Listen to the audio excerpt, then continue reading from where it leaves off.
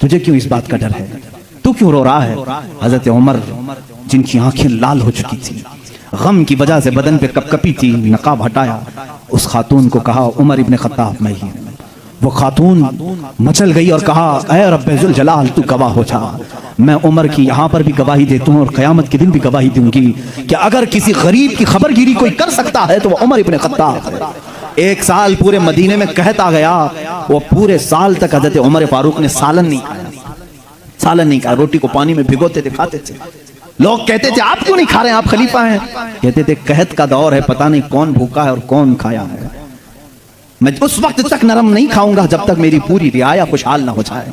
हजरत उमर का ये निजाम था, जिसके बाद हालात ऐसे हो गए, सिर्फ 2.5 साल के बाद, सिर्फ 2.5 साल की खिलाफत के बाद मदीने के हालात ये थे मेरे अजीजों, मदीने वाले अपनी ज़कात लेकर बाहर आते थे, लेने वाला कोई नहीं था, ज़कात लेने वाला कोई नहीं, सब ज़कात देने वाले थे।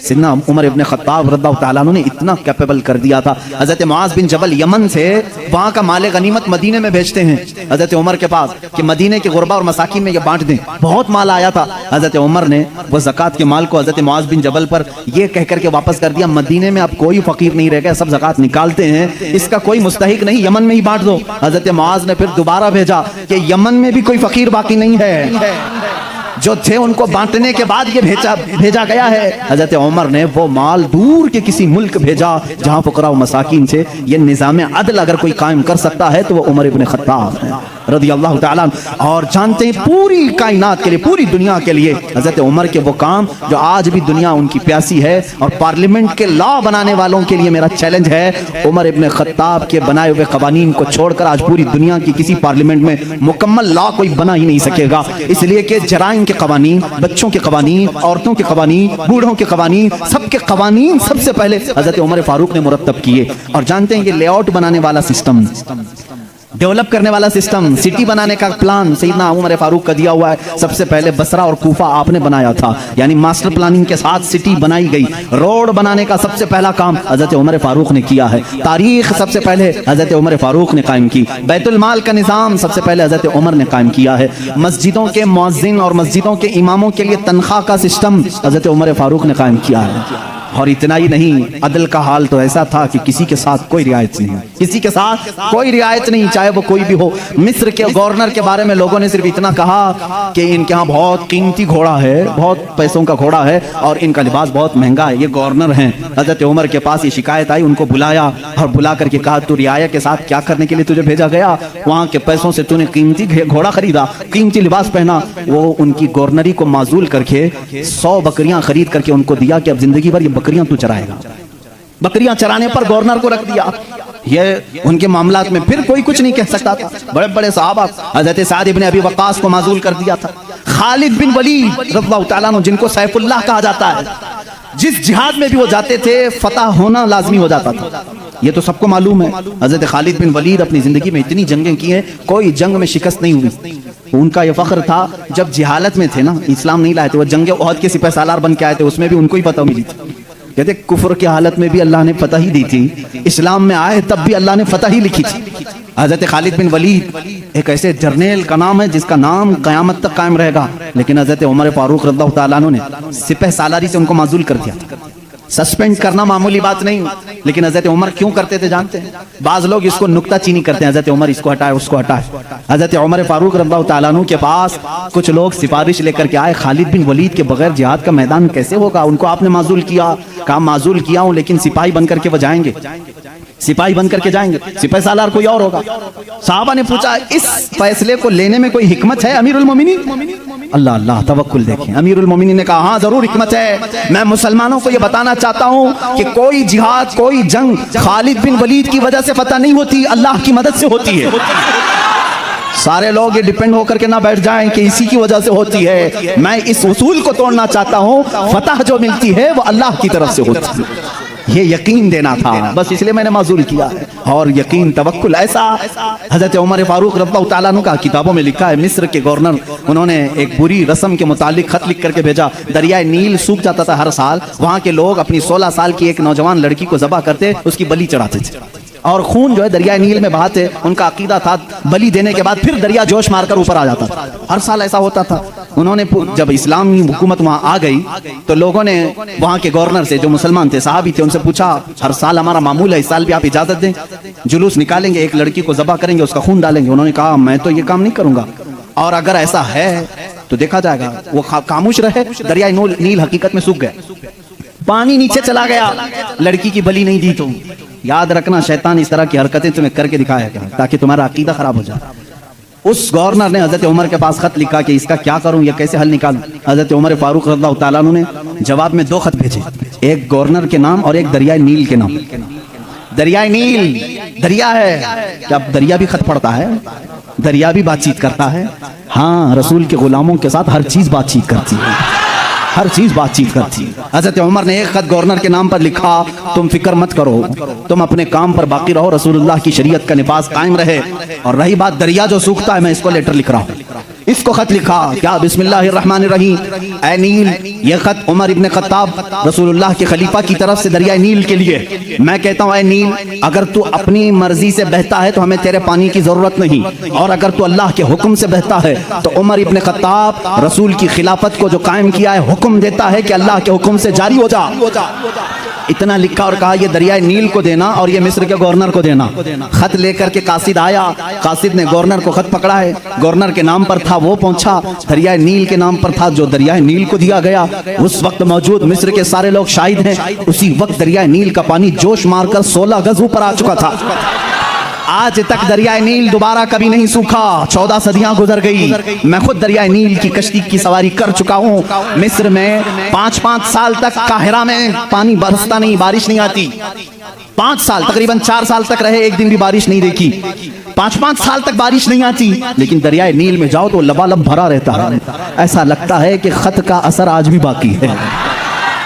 रसूलुल्लाह के गुलामों की हुकूमत हर शय पर कायम है, हर शय पर कायम है। अल्लाह के नबी सल्लल्लाहु अलैहि वसल्लम के इन खुलफा ने पूरी दुनिया पर हुकूमत की। क्यों ना हुकूमत करें, इसलिए कि ये ताबे थे अल्लाह उसके रसूल के। तो अल्लाह ने ये वादा किया है, इन तंसुरुल्लाह यंसुरकुम, अगर तुम अल्लाह के दीन की मदद में लगे रहो, अल्लाह पूरी कायनात को तुम्हारी मदद में लगा देगा, तुम्हारी मदद में लगा देगा। वो सहाबा कैसे थे जो मेडिटेरियन सी आज भी मौजूद है, बहर मुतवस्सित, अरब से यूरोप में जाना था।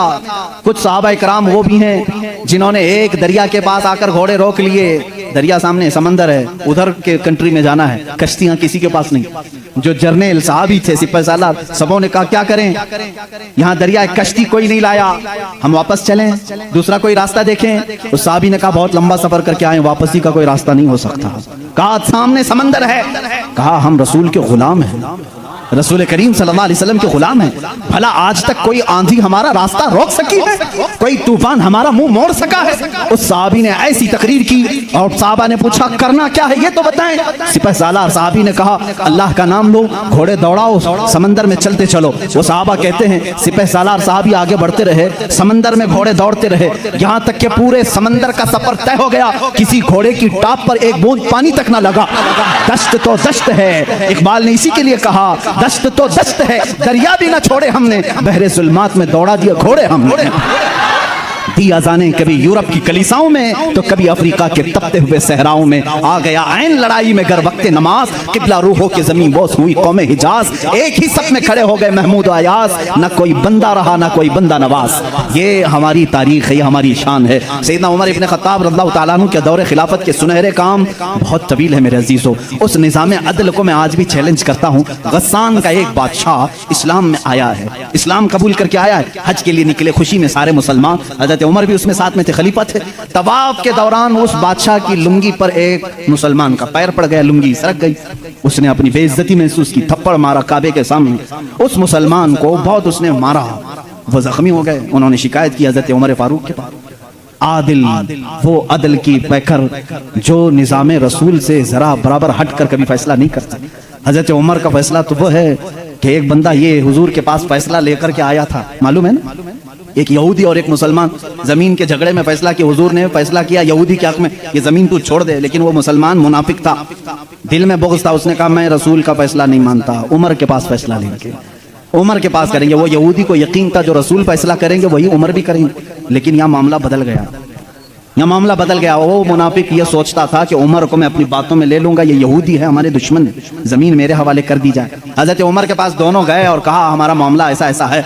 उस यहूदी ने कहा, ए उमर एक बात सुन लो, ये फैसला तुम्हारे नबी के पास हुआ था। कहा उन्होंने क्या कहा? मेरे हक में उन्होंने जमीन का फैसला किया। फिर इसने क्या किया? कहा ये नहीं मानता है, कहता है उमर के पास फैसला करे। अल्लाह अल्लाह। कहा मैं तो फिर इसका फैसला करता हूँ। हजरत उमर अंदर गए, तलवार लाए, उसकी गर्दन उड़ा दी। कहा जो रसूल का फैसला ना माने उमर उसका फैसला ऐसी करता है। ये बात मदीने में मशहूर भी हो गई। मुसलमान का कत्ल कर दिया उमर ने।